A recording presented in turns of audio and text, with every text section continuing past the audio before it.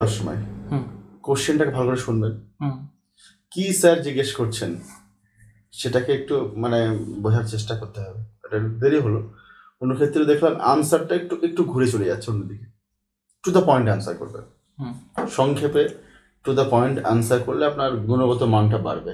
আশা করছি আগামী দিনে একটু মানে বিষয়গুলো ছোটো ছোটো যে বিষয়গুলো ভাববেন। আর আপনার টিচিং তো হয়েছে নো ডাউট ভালো, কিন্তু এটা গতানুগতিক পদ্ধতি হয়েছে। নর্মালি এটা সবাই করায়, কিন্তু আপনি যখন যোগ শেখাবেন সেটা যেন অন্যের থেকে ভালো হয়, অন্যের থেকে ক্রিয়েটিভিটি থাকে একটা। সবাই তো যোগ শিখেছে, হাতে গুনছে, এই করছে, কিন্তু আপনি যদি সেটাই করেন তাহলে আপনার পার্থক্য কেন হলো? কি পার্থক্য আপনার মধ্যে? এমএসসি এবং যে একটা ডেমো ক্লাস দিচ্ছেন সেখানে একটা টান টান উত্তেজনা থাকবে এবং কিছু একটা নতুন কিছু হবে, উপস্থাপনাটা অন্য কিছু হবে, বুঝতে পেরেছেন?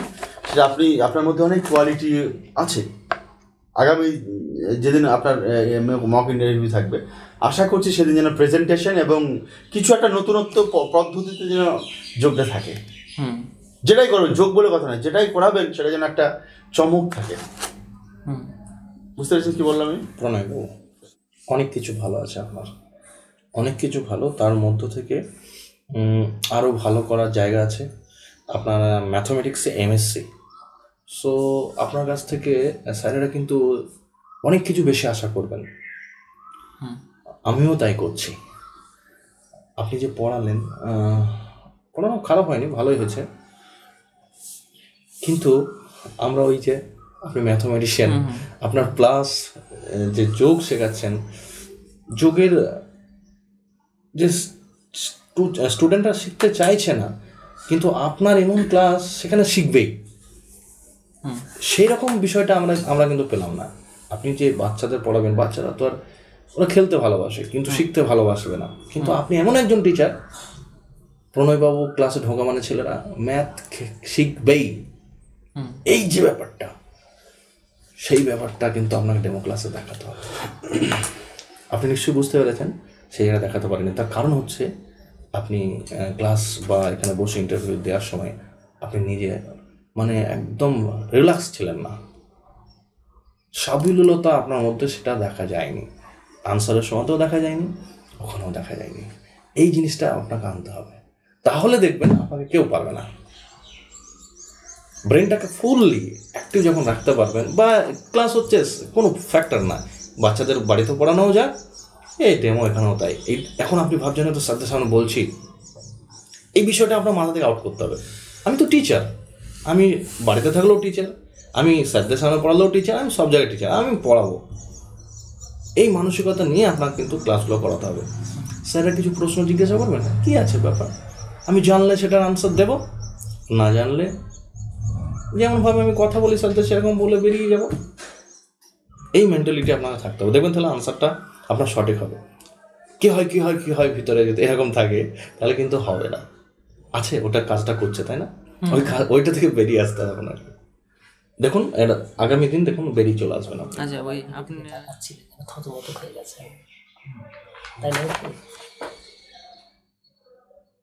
আর বিশেষ করে আপনার যে অ্যান্সার দেওয়ার যে কৌশল, সেই কৌশলটা আপনার যে নলেজ সেই অনুপাতে প্রকাশিত হচ্ছে না স্যার।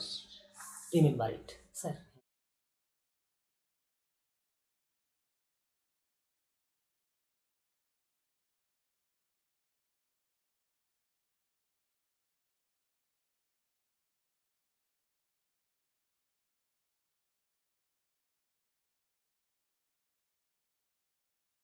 আচ্ছা প্রণয়বাবু, ম্যাথে গ্র্যাজুয়েশন? হ্যাঁ তাই তো। আচ্ছা আপনি বলুন আমাকে, 2D আর 3D এই দুটোর মধ্যে ডিফারেন্সটা কি? 2D হচ্ছে দ্বিমাত্রিক, আর 3D হচ্ছে ত্রিমাত্রিক তল। আপনি এইটাই। আচ্ছা এখানে ম্যাথ, ফিজিক্স এবং কেমিস্ট্রি। আচ্ছা, ম্যাথ হিসাবে আমি এইটাকে বলতে পারি এটা কতটা লম্বা, কতটা চওড়া, এক। ফিজিক্স হিসাবে বলতে পারি এটা কমাত্রিক, দ্বিমাত্রিক তল না ত্রিমাত্রিক, এটা ফিজিক্সেও রয়েছে। আর কেমিস্ট্রি হচ্ছে এই যে বস্তুটা, এই বস্তুটা কি দিয়ে তৈরি সেটা আমি কেমিস্ট্রি। এটা কি কটা ডাইমেনশন আছে ভাই? এটা স্যার 3D। বাহ, ভেরি গুড, ঠিক। আচ্ছা, আপনি তো শিক্ষক হিসাবে হতে চান, তাই না? হ্যাঁ স্যার। শিক্ষক হিসাবে নিযুক্ত হওয়ার পর সমাজ এবং দেশের জন্য আপনি কী করতে চান? প্রথমত আমি আমার যে ছাত্রছাত্রীরা থাকবে তাদেরকে একজন প্রকৃত নাগরিক হিসাবে গড়ে তোলার আমি চেষ্টা করব, যাতে তারা সমাজকে আরও উন্নততর সমাজে পরিণত করতে পারে। আপনি সুনাগরিক বলতে কী বোঝায়? সুনাগরিক বলতে সৎ এবং সমাজের যে নীতিবোধ মূল্যবোধগুলো আছে সেগুলো তাদের মধ্যে যাতে গড়ে ওঠে, তারাই হচ্ছে। সংবিধানে কোনো এখানে ফ্যাক্টর আসছে না? দেশের সংবিধানের প্রতি কোনো দায়বদ্ধতা? হ্যাঁ, অবশ্যই। আচ্ছা প্রণয়বাবু, আপনি কি এখন কোনো টিচিং প্রফেশনের সঙ্গে আছেন? আমি টিউশনি পড়াই। টিউশনি পড়া। আচ্ছা, প্রাইভেট শিক্ষক আর এই সরকারি শিক্ষক টিচার, এদের মধ্যে ডিফারেন্সটা কি বলুন তো?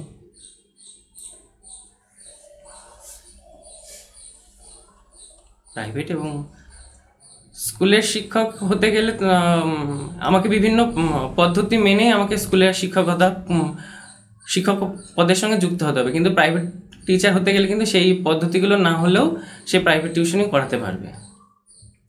আচ্ছা, মানে ধরুন আমাকে টিচার হতে গেলে আমাকে টেট দিতে হবে, তার একাডেমিক্স মোটামুটি যে যতটুকু প্রয়োজন সেটা থাকতে হবে, এবং তাকে ইন্টারভিউর প্রসেসের মাধ্যমে তাকে নিযুক্ত করা হবে। কিন্তু একজন প্রাইভেট টিউশন করতে গেলে এই প্রসেসগুলো না হলেও সে কিন্তু প্রাইভেট পড়াতে পারেন।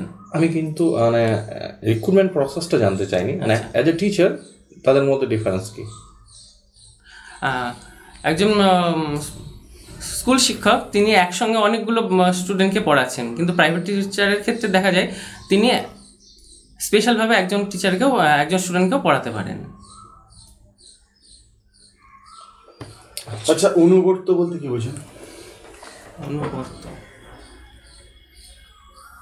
বিএড করেছেন? হ্যাঁ স্যার, বুঝেছি নিশ্চয়ই। হ্যাঁ, মানে এই মুহূর্তে বিষয়টা মনে পড়ছে না। আচ্ছা আচ্ছা, আপনি যে স্কুলে যাচ্ছেন, যদি কোনো স্কুলে আপনি যে স্কুলে যুক্ত হবেন সেই স্কুলে যদি দেখেন যে সেই স্কুলের পরিবেশগত খুব একটা উন্নত আপনি দেখতে পাচ্ছেন না, তো আপনি পরিবেশগত উন্নতি করার জন্য সেই স্কুলে কী কী পদক্ষেপ আপনি নিতে বলবেন আপনার প্রধান শিক্ষককে আপনার ক্রিয়েটিভিটি থেকে?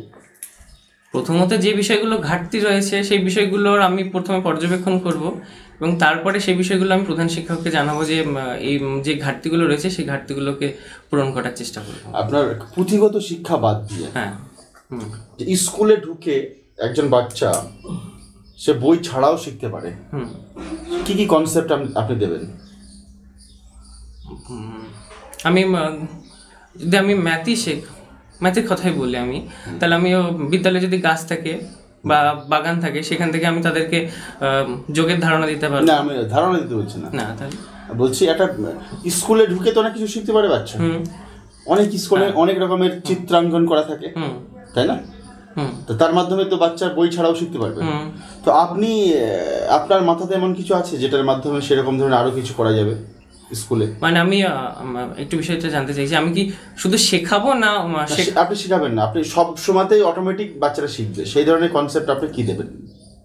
হ্যাঁ, তাদেরকে আমি খেলাধুলার মাধ্যমে অনেক কিছু শেখাতে পারি। বুঝতে পারলেন বিষয়টা? আপনি যে স্কুলে যাবেন, আপনি তো অনেক স্কুলে দেখেছেন যে স্কুলে আপনার নাম্বার থাকে, মান্থের নেম অফ মান্থ লেখা থাকে, অনেক রকমের সংখ্যা লেখা থাকে, তারপরে আপনার চার্ট থাকে, তারপরে আপনার জিওগ্রাফিক্যাল অনেক রকমের থাকে। এইবার আপনি সেই স্কুলটাকে আরো সৌন্দর্য করার জন্য বাচ্চাদেরকে পুঁথিগত শিক্ষার বাইরেও তারা স্কুলে ঢুকে অনেক কিছু শিখবে, এই ধরনের আপনি আর কিছু নতুন ক্রিয়েটিভিটি কি মানে কনসেপ্ট কি আপনার মধ্যে আছে?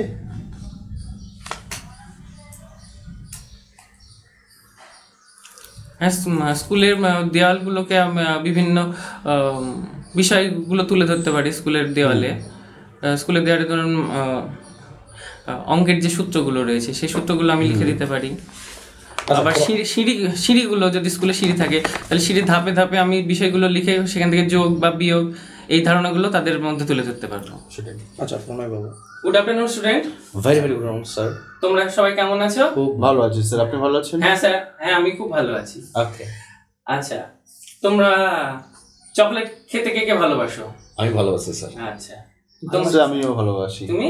ভালো। আচ্ছা, খুব ভালো। স্যার আমি খাবো আপনার কাছ থেকে। আচ্ছা, অবশ্যই। ক্লাস শেষ হোক, ক্লাস পরে আমি দেবো। তুমি যদি আমি যেটা করাচ্ছি সেটা যদি তুমি খুব ভালো হয়ে পারো, তোমাকে অবশ্যই চকলেট দেবো। বাহ, থ্যাংক ইউ স্যার। আচ্ছা, তো তোমাদের মতনই আমার একটা ভাই আছে যার নাম রতন। তার দাদু আছে, সে দাদু ওই রতনকে চকলেট দেয়। তোমাদেরকে চকলেট কি কিনে দেয় কে?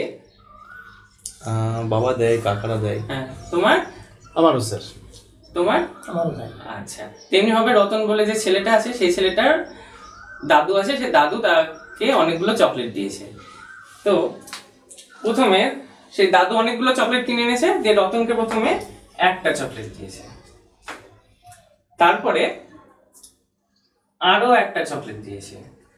দিয়ে রতনের দাদু রতনকে জিজ্ঞেস করছে, বলো তো তোমার কাছে কটা চকলেট হলো? আচ্ছা, তোমরা কি বলতে পারবে? কেউ বলতে পারবে তোমরা কটা চকলেট হলো? না স্যার।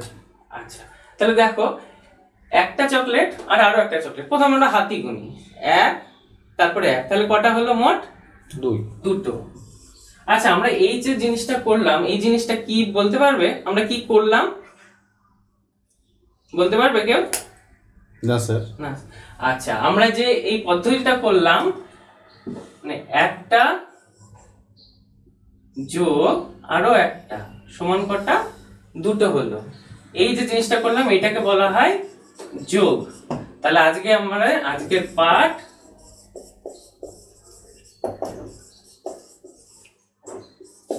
যোগ। তাহলে আজকে আমরা যোগ সম্পর্কে বিস্তারিত জানবো, ঠিক আছে? তাহলে আসো আমরা আরো বেশি করে জানি। এবার রতনের দাদু রতনকে কটা চকলেট দিল? 5টা চকলেট দিল। তারপরে আরো কটা চকলেট দিল? 4টে চকলেট দিল। তাহলে 5 যোগ 4 করব। তাহলে যোগ কি করে করব? আমরা তো হাতে গুনে করছিলাম, আরো সহজ পদ্ধতিতে করা যেতে পারে। কি রকম হবে? 5টা দাগ দিই আমি, 1 2 3 4 5, আর আরো 4টে দাগ দিই, 1 2 3 4। তাহলে টোটাল কটা দাগ দিলাম আমরা গুনি এবার?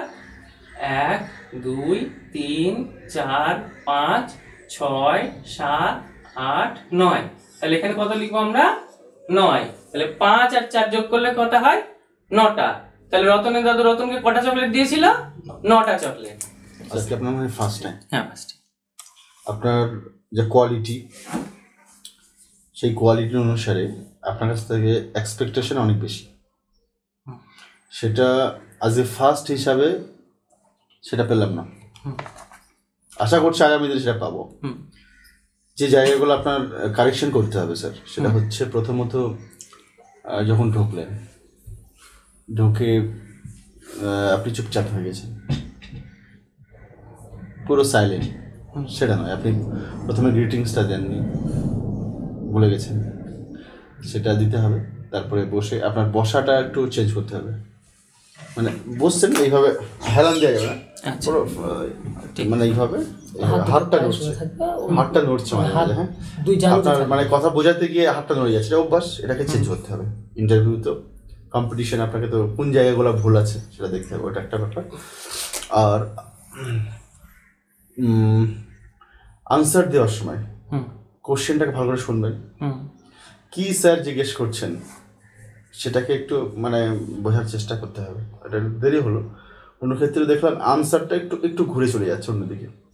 টু দ্য পয়েন্ট আনসার করবেন, সংক্ষেপে টু দ্য পয়েন্ট আনসার করলে আপনার গুণগত মানটা বাড়বে। আশা করছি আগামী দিনে একটু মানে বিষয়গুলো ছোটো ছোটো যে বিষয়গুলো ভাববেন। আর আপনার টিচিং তো হয়েছে নো ডাউট ভালো, কিন্তু এটা গতানুগতিক পদ্ধতি হয়েছে।